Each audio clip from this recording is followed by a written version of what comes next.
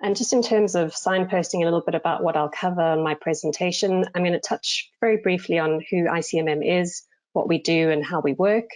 I'll then go on to define water stewardship and just touch on some of the drivers for our water stewardship program at ICMM. I'll then dig into our water stewardship framework, some of the tools and guidance that we've developed to support companies in terms of implementation. And then very finally, I'll just touch on some of the kind of key challenges that we've seen coming through from 4 years of implementation, start to talk about some of the wins, and then just the path forward as we see the kind of water stewardship program growing and continuing at ICMM in terms of how we continue to support members in their implementation. So very quickly, ICMM is a CEO-led member organization. We work at bringing together the world's leading mining and metal companies to tackle sustainable development challenges commonly faced by the industry. We work with 27 international mining and metal companies and over 30 regional and national commodity associations. And so although the number of organizations we work with is quite small, our reach can be quite large because typically our membership represents just around 650 sites in over 50 countries, and somewhere between 30 to 50% of commodity production across the globe. In terms of how we work very much in a partnership model with a focus on strengthening environmental, social, and economic performance of the industry. Broadly speaking, we work across 3 key areas. One is around policy development for our member companies, and that revolves around commitments and best practice at the site level. We then also work in terms of creating guidance and tools to support the implementation of that policy. And the third area we work around is actually supporting implementation through either workshops or training. And then just touch very quickly in terms of our member requirements, there's 3 key areas. We have our mining principles, which are 10 principles for sustainable development, relating to all areas of business from risk management to health and safety and respect for human rights. These are underpinned by performance expectations at the site level, which go into much more detail, for example, around water stewardship, health and safety, human rights, mine closure. And then we've also developed position statements, which are very specific policy statements and commitments for our members on issues that are particularly relevant to our external stakeholders. In terms of disclosure, we require all of our member companies to report from an asset level on the performance expectations up to corporate level performance according to the GRI standards, and that gets validated by a third party every year. I think that's probably enough to give you a flavour of ICMM. So just coming on to focus why at ICMM water has been such a key focus of our sustainable development program, at least for the last 5 years. And that's really because access to water is one of the largest global challenges that we face as a society of the 21st century.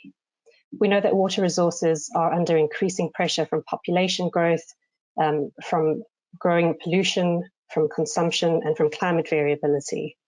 And this is really resulting in greater water scarcity, which we're seeing through competition around access to water supplies. With an estimated 52% of the world's population at risk by 2050, due to unsustainable pressure on water resources, we know that the challenges cannot be resolved by one party alone, and we need genuine targeted leadership and innovative thinking around solutions that involve not only government, but civil society and the private sector as well. And this is really enshrined in SDG 6 when we look at ensuring availability and sustainable management of water and sanitation for all. It really encapsulates where that focus of control and I guess participation lies, not just on government, but also on big water users such as miners in terms of the way that we manage and interact with water. We've seen the private sector really pick up on water crises as a key risk to be managed. And this is reflected in the World Economic Forum's Global Risk Report. We've seen over the last 6 years, so from 2015, that water crises have been reflected in the top 5 global risks in terms of impact. And you'll notice here, particularly in 2020, that a number of the other key risks that are in those top 5 all relate to and exacerbate water challenges. So those are around climate action failure, biodiversity loss, and extreme weather. So how is the private sector responding? We've seen a lot of movement around water stewardship as a concept that companies are adopting, particularly large multinationals. And that's really speaking to a shift away from a focus on looking only at the way water is managed internally towards more of a stewardship and participatory dialogue. So shifting from an operational focus to one at the catchment level.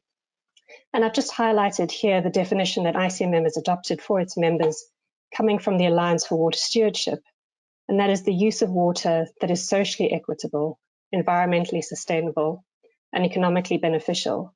And here I'll emphasize the achieved through a stakeholder inclusive process that involves site and catchment-based actions. So really emphasizing that we need to be engaging outside of our operational factory fences and understanding the needs and priorities of others within the catchment. So there's a number of different tools and guides out there that can support water stewardship, but I like to reference here WWF's Water Stewardship Framework, particularly because they have an emphasis on the journey of water stewardship. And I want to emphasize here just what a journey it is. It is both bottom up from a site level, but also needs to be top down in terms of engaging leadership around this process, because ultimately water stewardship starts at really understanding your own impact inside the factory fence. So you'll see on the left-hand side of this illustration, the first 3 critical steps of water stewardship really evolve and focus on internal water management. So understanding water risk at your own operation, from your customers and your supply chain, what that looks like and the types of actions that you can take to mitigate some of the risks within your own operations. And it's only really once you understand what some of the risks and challenges are at that operational level that you can start to engage on steps 4 and 5, where the stewardship approach really comes in. And here we're talking about working with others, so working with NGOs, possibly other mining companies, other private sector actors within the catchment to support tackling shared water risks and ultimately to influence the rules around water allocation and management so that they are good, fair and equitable for all.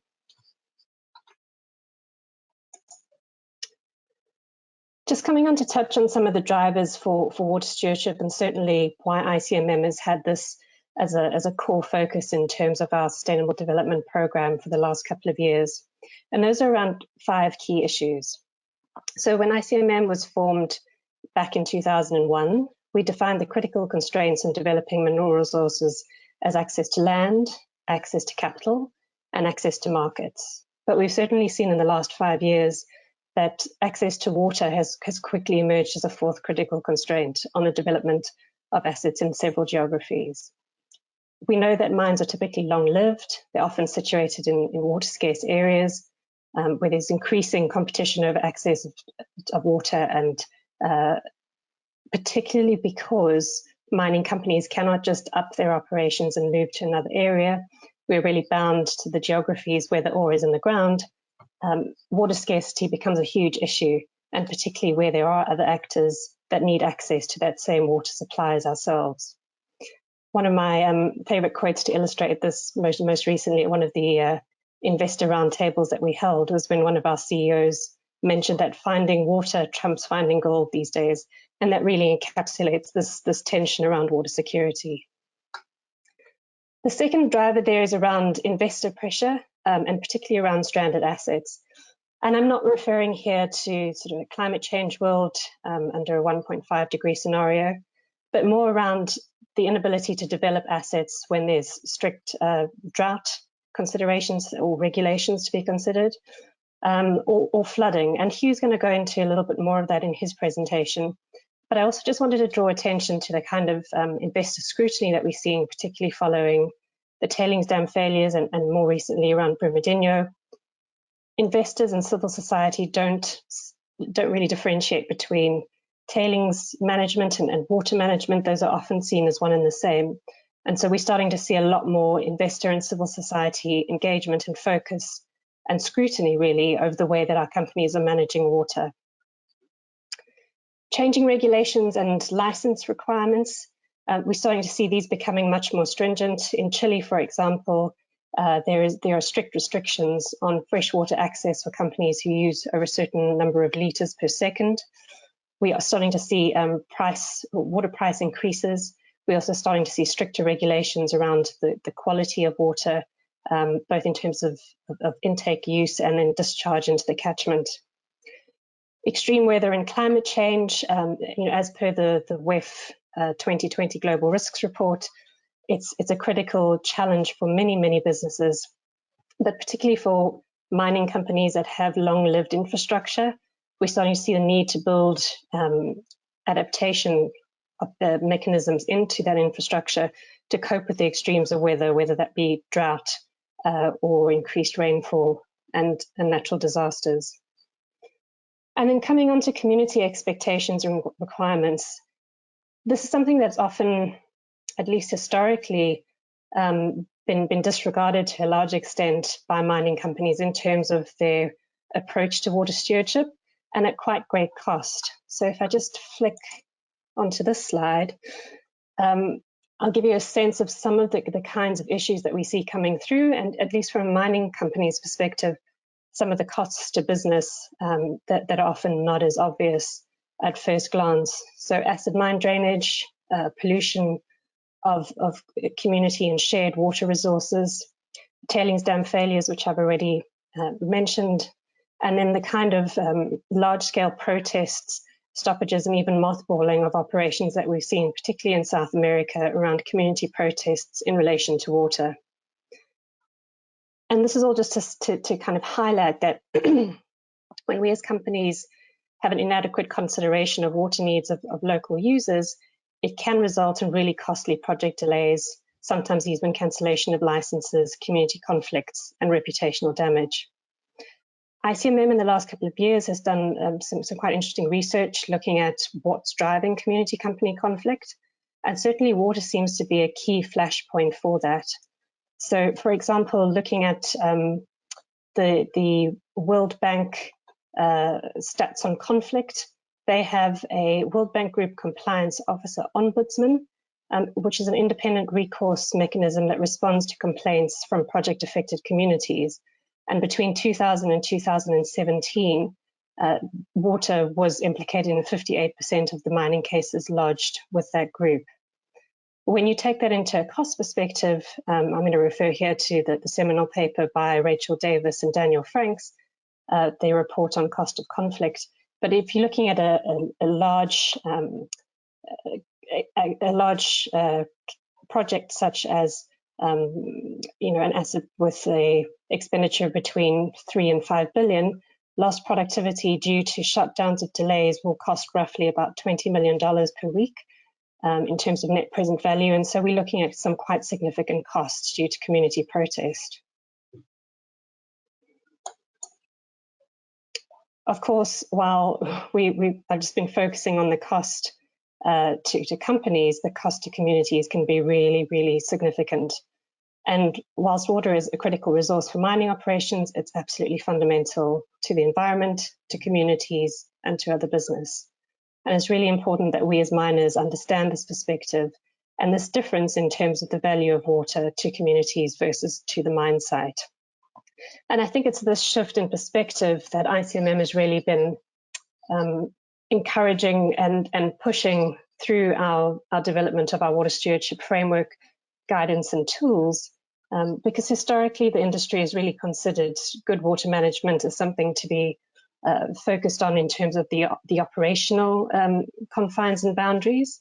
So looking at efficiency and control of pollution and discharge into the catchment was seen as good water management practice for a really long time. The shift has come with looking at what the kind of impact can be in terms of accessibility and pollution in terms of the broader catchment. And that mind-centric approach has really shifted as members have started to think around the kind of challenges that we're seeing, both indirect and direct risks at the catchment scale. In terms of this shift, and I guess very much driven by the types of challenges and costs that we saw coming in around community conflict, in 2014, ICMM members got together to rally around what the key stewardship principles would be for the mining and metals industry, as they vary from industry to industry. And we settled around 4 critical principles, and those are around transparency and accountability, around engaging proactively, inclusively at the catchment level to understand the different perspectives, needs, and priorities of water users within the catchment, to be really effective managers of the water resource within our own operations, and then to adopt a catchment-based approach in terms of understanding the needs of other water users, including ecosystems. This was codified in terms of our water position statement in 2017, which really means that our 27 mining and metal companies CEOs got around a table and agreed that there were 3 key areas of commitment that they would get their companies to embed in terms of their water management practices. And those revolve around strong and transparent corporate water governance, around managing water operations effectively, and around collaborating to achieve responsible and sustainable water use.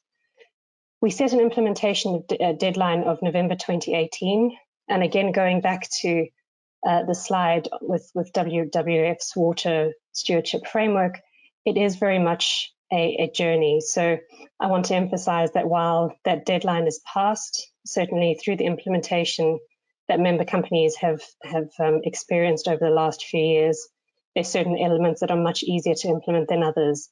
And as I go through, and particularly towards the end of the presentation, I'll touch on what some of those challenges look like.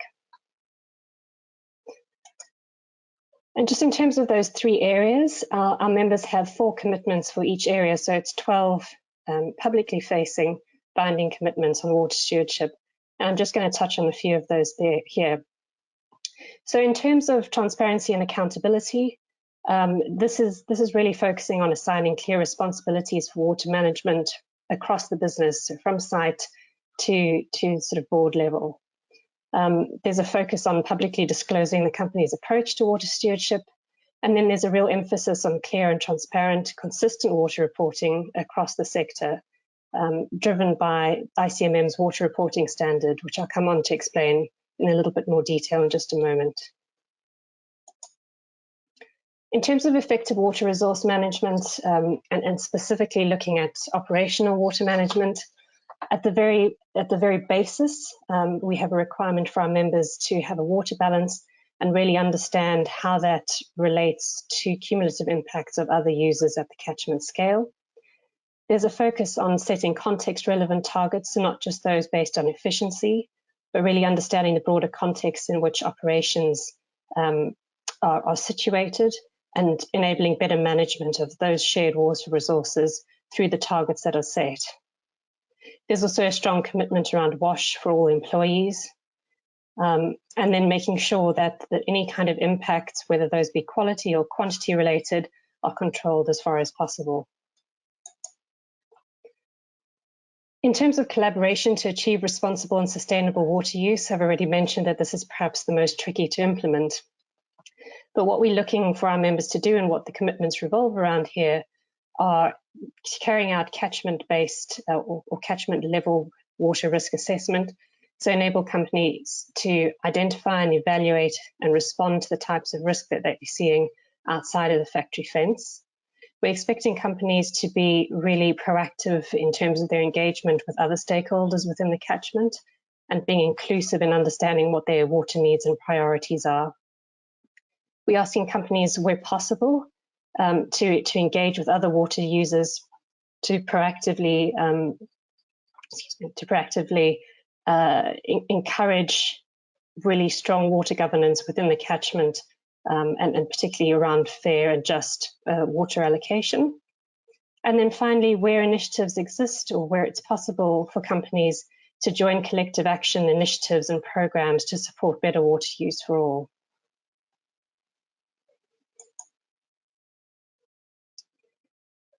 As part of the work that we've taken on over the last couple of years, and the journey that we've been on with our members, some of that has revolved around development of guidance to support this journey. And I've just referenced a couple of guides here. On the left, we've got a reporting standard for the industry, which we've implemented to drive comparable transparent information on water performance. And it's also really practical in terms of providing a how-to, in terms of setting up a site water balance, and then translating that data from a site level up to a corporate level to enable quite clear communication with stakeholders through SD reports. The middle guide is a practical guide to catchment-based water management, and that really takes users on a journey through how to conduct catchment-based risk assessments and respond to some of those risks that are determined through the assessment. And then finally, we produced a document in collaboration with IFC, which is looking at shared water risk and shared responsibility and some of the collective action approaches that we're starting to see emerging from mining companies across the globe, and really sharing some of those lessons learned. To go into a little bit more detail on each one of these, as I mentioned, we've developed a practical guide to consistent water reporting, and what this guide is trying to do is to provide a standard which allows all of our members to report in a consistent manner against standardized metrics, so that these are comparable between companies, but it also provides a really comprehensive picture of the risks and opportunities to the industry. It's a really useful way of also being able to communicate externally on this kind of stewardship and leadership approach that companies are taking, and to also respond to some of the pressure that we're seeing from external stakeholders in terms of more granular level of data on performance and key risks that are required. In terms of the second guidance that I've touched on, this catchment-based approach to water management has been developed with members, but also with external water experts. It draws on the extensive body of work within this space, for example, the Alliance for Water Stewardship Standard, and has been adapted to very much a miner's perspective, so that it is easy and useful from an operational to a corporate level. We've tested and workshopped this practical guide in its development, and also ran a test pilot with one of our member operations in Brazil in 2016. And we found it really effective in terms of taking users through a stepwise approach to identifying, evaluating, and then responding to catchment-based water risks.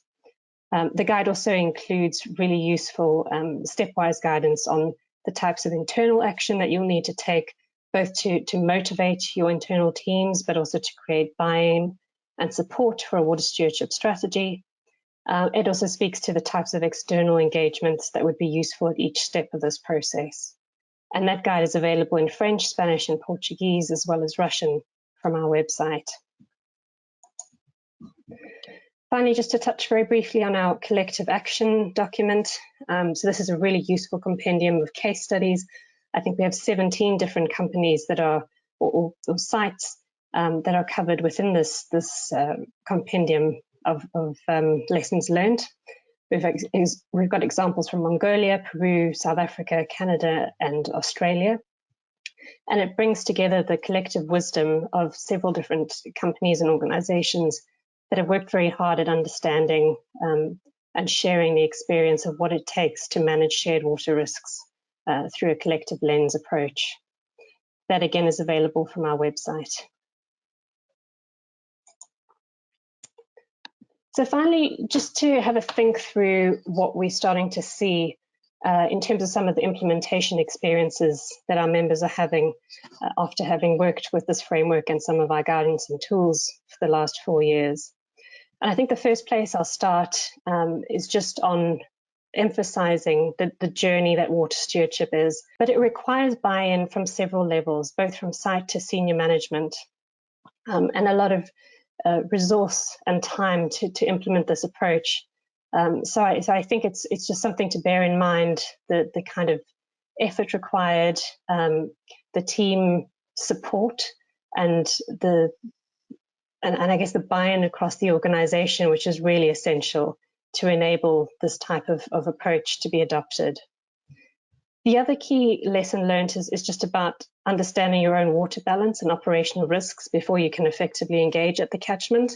It seems quite straightforward, but it's something that companies continue to struggle with, particularly those with assets across the globe, that have operations who have different language barriers and perhaps aren't all across the definitions of water performance in the same way. So, if you've got differences between what one operation considers withdrawal versus what another considers consumption, it creates quite a lot of difficulty of really understanding the granularity of your water performance and your water risks. And without that sort of across a company, it makes it quite hard to engage at that catchment scale. So some challenges there. In terms of a catchment-based approach, this is certainly the more tricky area that we've seen, but we've also seen some really great progress from our membership.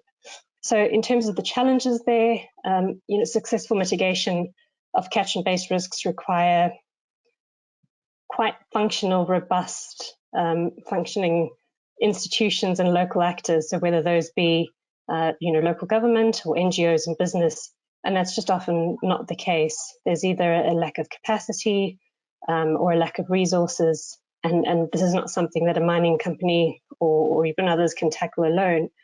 It also points to the fact that you need time and investment in institutional strengthening and systems and partnerships to kind of build that up over time. And so it's not something that is a quick win, but certainly we've started to see a lot of our companies that are starting to make real headway in terms of the partnerships they've set up and the types of results they are reaping in terms of the solutions that they've found to some very deep water challenges surrounding their operations. We've also started to see some real benefit in terms of our members reporting against a standardized reporting framework and being able to talk quite authoritatively on their water management and performance with external stakeholders. So much more detailed conversations happening between investors and companies and civil society on that water stewardship performance. And really that reporting standard as a framework for enabling quite transparent conversations has certainly been seen as a leadership stance within the mining and metal sector. And then just in terms of how ICMM plans to support members and the wider industry going forward based on these learnings, I think we certainly learned a lot around water reporting and some of the grey areas and challenges there over the last couple of years. So next year we'll be updating our water reporting standard and practical guidance to include a lot more examples and case studies, and this should be ready for launch next year. We're also working to give practitioners the tools and really support the business case to create buy-in and support that case internally in terms of encouraging others to adopt a water stewardship approach. We'll also be running a number of cross-sectoral workshops to support some of the out-the-box thinking that is required and innovation, as well as sharing examples from other industry to spark ideas to break through some of the barriers that we're seeing at that catchment scale engagement level. And then just finally, I guess speaking about the commitments, there's a lot of good that mining companies do in this space, and we're often quite reticent to reach out and talk about some of the work we're doing. We do manage large amounts of water, and we've got a large amount of learnings to share with others. So just encouraging others within the mining and metal sector to start talking about some of their work and sharing that with others, I think is really key to ratcheting up this approach and getting others on board.